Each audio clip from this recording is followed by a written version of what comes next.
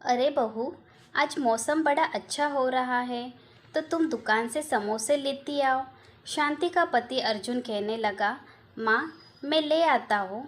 तो कमला जी कहने लगी, अरे नहीं बेटा, तो अभी अभी ऑफिस से थक कर आया है। बहू तो दिन भर घर में ही रहती है, थोड़ा चल फिर लेगी तो दिक्कत क्या है। वैसे भी 2 गली पीछे ही तो है दुकान। तू मेरे पास बैठ, मुझे तुझसे ज़रूरी बात करनी है। शांति तो पहले ही समझ गई थी कि सास ज़रूर कोई बात करना चाहती होगी, इसलिए जानबूझकर उसे घर से बाहर भेज रही है। शांति अभी तक वैसे ही खड़ी थी तो कमला जी कहने लगी, अरे बहू, खड़ी होकर सोच क्या रही हो। जाओ ना जल्दी से समोसा लेकर आओ, नहीं तो चाय ठंडी हो जाएगी। शांति अपने रूम में गई। उसने अपने पर्स से कुछ रुपए निकाले और छोटा सा थैला उठाकर बाहर निकल गई। अभी वह गली से बाहर निकली ही थी कि तभी रिमझिम बरसात शुरू हो गई। तो वह छाता लेने के लिए घर की ओर वापस लौटने लगी। दरवाजे पर पहुंचते ही उसके कदम ठिठक गए। उसकी सास अर्जुन से कह रही थी, सुनो बेटा, विक्रम को कोई कोर्स करना है तो उसे 25,000 रुपये चाहिए। यह सुनकर अर्जुन हैरानी से बोला, लेकिन माँ, अभी 2 महीने पहले भी तो उसने कोई कोर्स करने के नाम पर 15,000 रुपये लिए थे। वह कोर्स पूरा हो गया क्या? और विक्रम की पढ़ाई पूरी हुए 2 साल हो गए हैं, अभी तक वह कोर्स ही कर रहा है। उसे बोलो कोई नौकरी भी ढूंढने की कोशिश करे। तो कमला जी कहने लगी, देख बेटा, आजकल सिर्फ पढ़ाई लिखाई से क्या होता है। जितने कोर्स ज़रूरी है वह करेगा तो उसे अच्छी नौकरी मिलेगी ना। वैसे भी तेरे पापा इस दुनिया में नहीं है तो भाई की जिम्मेदारी तो तुझे ही उठानी होगी।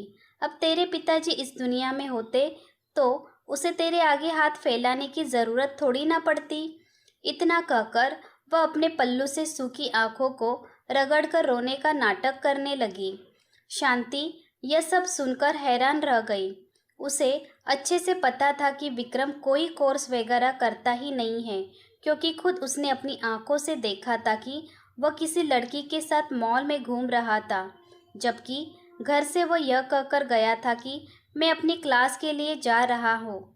जब उसने घर आने के बाद देवर से सवाल जवाब किया था तो वह माँ से शिकायत करने लगा था कि भाभी मेरी जासूसी करती है।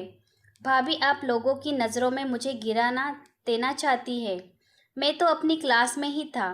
अब उसके पास कोई सबूत नहीं था, इसलिए वह कुछ बोल नहीं पाई। लेकिन कमला जी बहू पर बहुत नाराज़ हो गई थी और उन्होंने तो सीधे सीधे इल्ज़ाम लगा दिया था, तुम परिवार में दरार डालने की कोशिश कर रही हो। दोनों भाइयों के बीच बहुत बनती है तो ये सब तुमने सहन नहीं होता। तुम मेरे छोटे बेटे से जलती हो। शांति अवाक रह गई थी। तब अर्जुन ने भी उसे ही समझा बुझाकर शांत कर दिया था। आज फिर से उसकी सास 25,000 रुपये की मांग कर रही थी। शांति दंदनाते हुए हॉल में घुस गई और कहने लगी, माँ जी, पहले आप विक्रम जी को कहिए कि वह पुराने कोर्स का सर्टिफिकेट दिखाइए। आखिर हम भी तो देखें कि कौन कौन सा कोर्स करते रहते हैं वह। अर्जुन झुंझलाते हुए बोल पड़ा, मैं बात कर रहा हूँ ना, तुम बीच में क्यों बोल रही हो।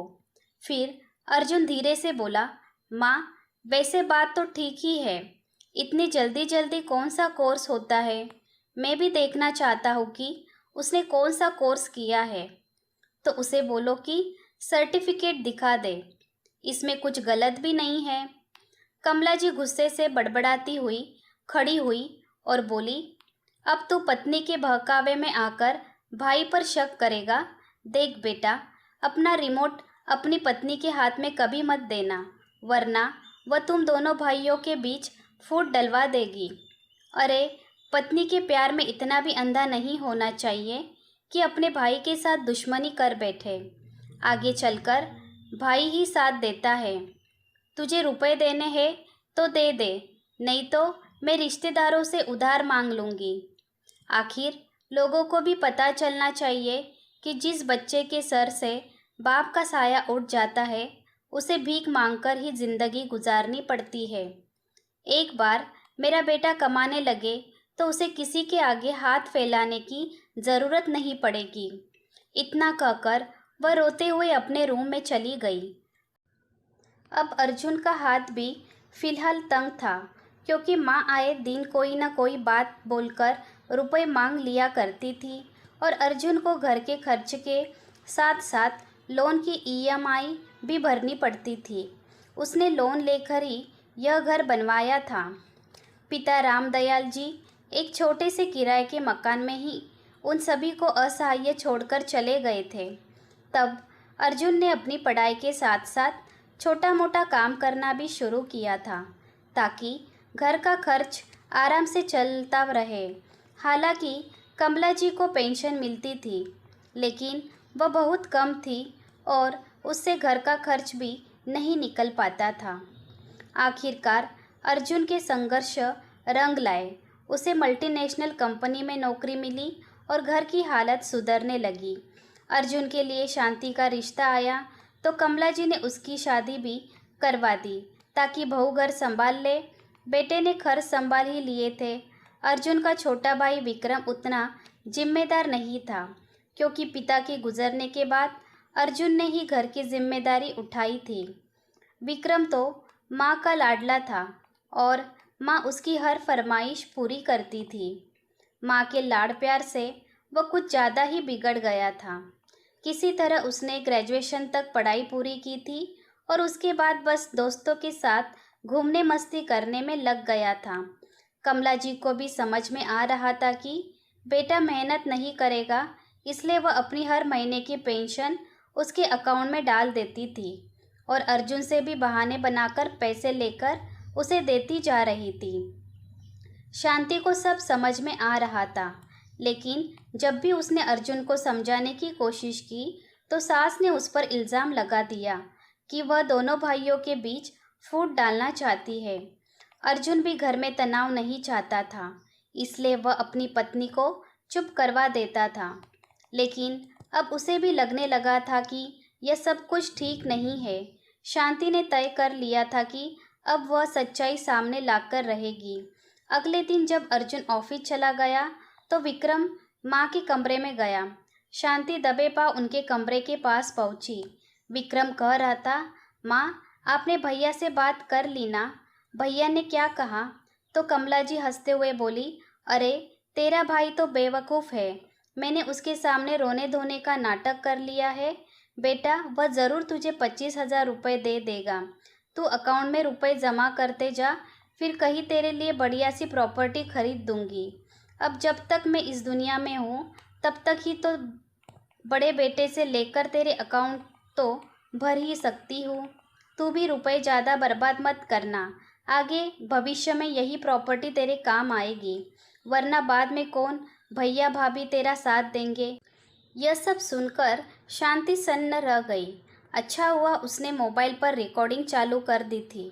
शाम को जब अर्जुन घर आया तो कमला जी दुखी स्वर में बोली, बेटा रुपये का इंतज़ाम हो गया ना? विक्रम बहुत परेशान है। अर्जुन बोला, सच कहूँ माँ, काश पापा इस दुनिया में होते तो शायद वह हम भाइयों में इतना भेदभाव ना करते। फिर उसने वीडियो चला दिया। वीडियो देखते ही कमला जी शर्म से पानी पानी हो गई। अर्जुन बोला, अब मेरे पास फालतू के रुपए नहीं है, उसे कह दो कि जल्दी से कोई नौकरी ढूंढे। अंततः विक्रम को नौकरी ढूंढनी पड़ी। उसकी शादी भी सीमा से हो गई। अर्जुन ने समझदारी से अपना परिवार अलग कर लिया, क्योंकि वह जानता था कि माँ का यह भेदभाव आगे चलकर ज़्यादा नुकसान करेगा। हालांकि कमला जी विक्रम के साथ रहना चाहती थी, लेकिन उनके लाडले ने यह मंजूर नहीं किया। पर हाँ, हर महीने की पहली तारीख को पेंशन लेने वह ज़रूर आता था और कमला जी उसे खुशी खुशी देती थी। आखिर लाडला जो था। दोस्तों, उम्मीद करती हूँ कि आपको हमारी कहानी पसंद आई होगी। कहानी पसंद आई है तो वीडियो को लाइक करें, चैनल पर नए हैं तो चैनल को सब्सक्राइब करें और हाँ, नोटिफिकेशन बेल आइकॉन को ज़रूर दबाइए ताकि अगली अपडेट सबसे पहले आपको मिले। तब तक के लिए धन्यवाद।